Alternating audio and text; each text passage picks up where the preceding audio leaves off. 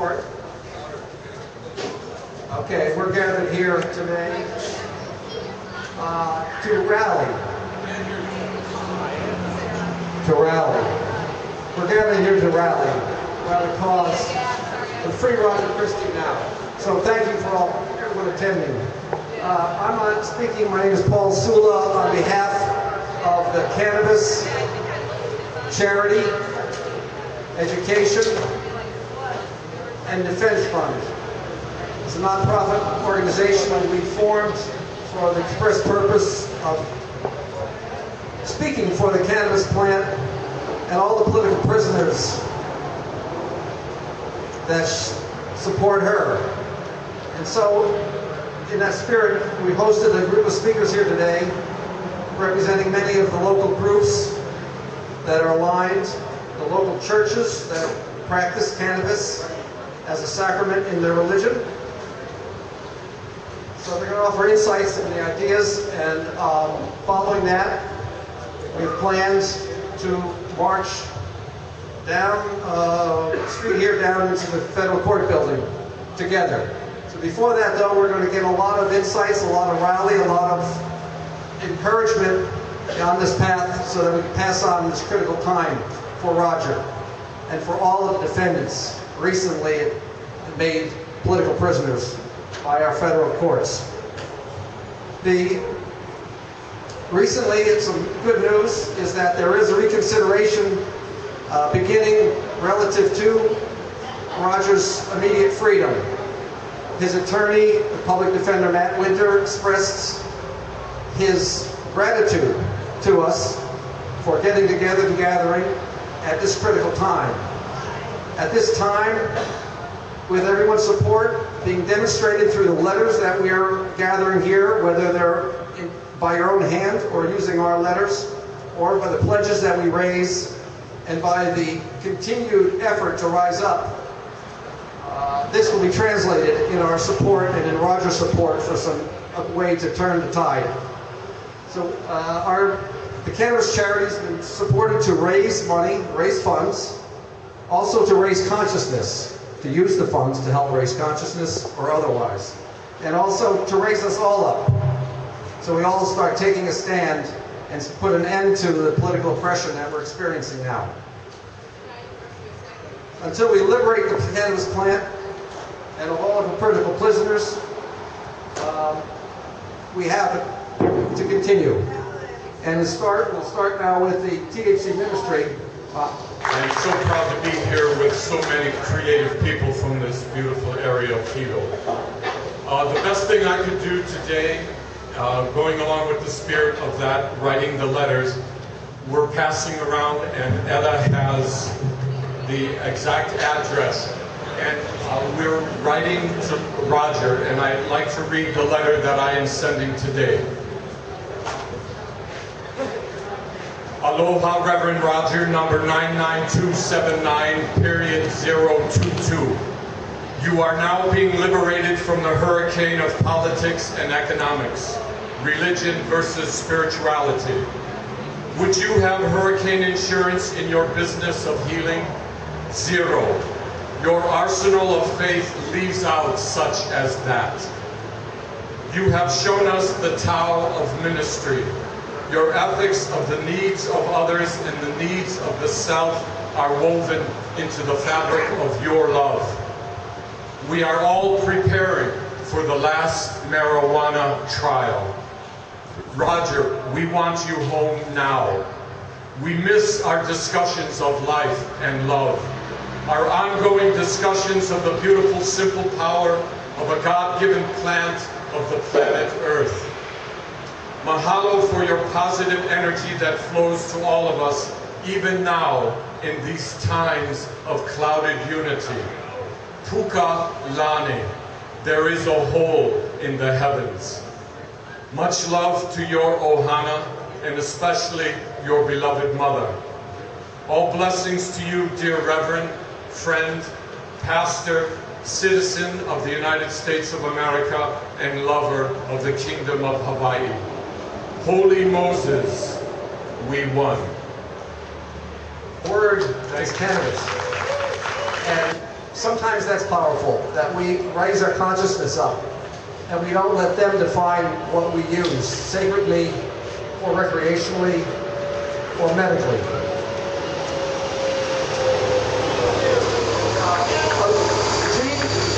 Gene Kamashura from Aloha Rising. Hi everyone. Aloha and welcome and thank you for all being here. This is a color poster of the event that is happening on September 11th. It's called the Aloha Uprising, and I did pass out a few black and white flyers. I have more. If you're interested in coming, we're going to be getting together at Hilo Lanes in the front parking lot with bands and music and food and community. And the idea there, much like today, is to bring your love, your aloha, your concern, your knowledge, your passion for good life and free community. So remember Aloha Uprising, and that's going to happen September 11th, and you can get to the website at alohauprising.com starting tomorrow.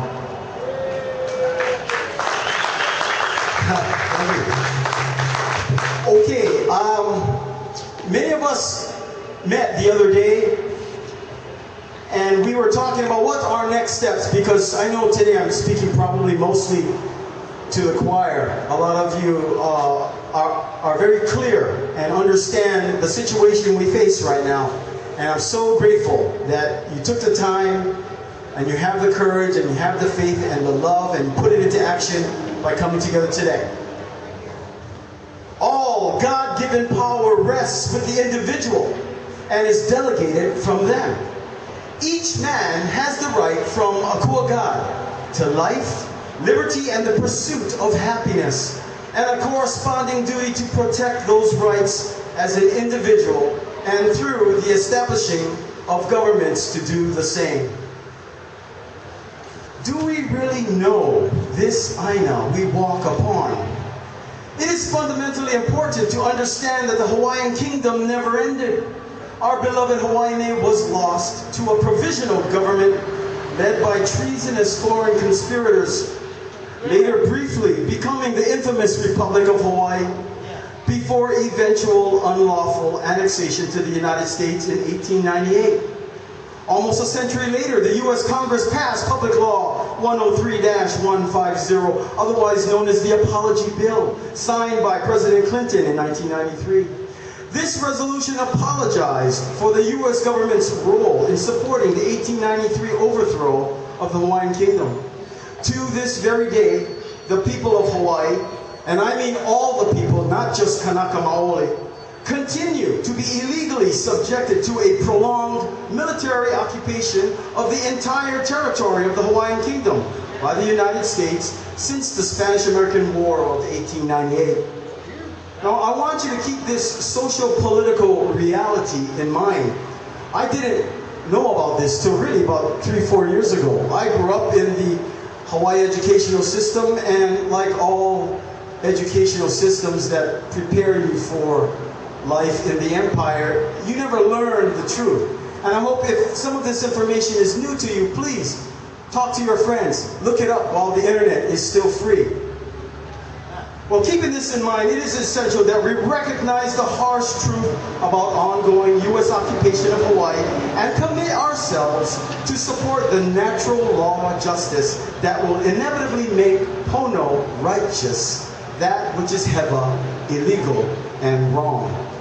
Okay, that's the preface to the declaration, a draft declaration that we thought we would try to write. We are trying to craft something that will bring all the various ohanas together so they can stand up together in unity and face what appears to be a common enemy. And I'm not talking about individuals necessarily. I'm talking about a way of thinking, a way of doing, an infrastructure that has befallen the world, actually. So here is the declaration of unalienable and Akua, God-given rights. Let it be known that we, the people of Hawaii, stand in recognition of the true principle that whenever a government abandons the sacred purpose of defending our unalienable rights, God-given rights, and has shown consistent behaviors which are hostile to those rights, then it is no longer a fit steward of the political power that is inherent in the people, who have given their faithful consent to this government, but with strict conditions. These conditions are clearly defined in the United States Constitution, and more significantly for us, the Hawaii Kingdom Law. And understood, these things are understood by the common man. Furthermore, to the extent that a government violates these conditions, they nullify their own authority, at which point it is our right and duty as sovereign individuals to entrust this power to new stewards,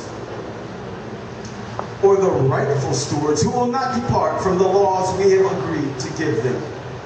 This being the case, let it be known that should the U.S. government or any of her agents seek to further tax, restrict, or register firearms or otherwise impose on the rights that shall not be infringed, thus impairing our ability to exercise the God-given right to self-defense, which precedes all human legislation and is superior to it, that the duty of us good and faithful people will not be to obey them, but to alter or abolish them, and institute new and lawful government, laying its foundation on such principles and organizing its powers in such form as we, the people of these Hawaiian Islands, would agree most likely to effect our safety and happiness. Wow. Hey, when I came over here, I saw the police out there. They were watching us. Yeah, right. Okay, we're watching you guys too. Hi! Hi, all you guys.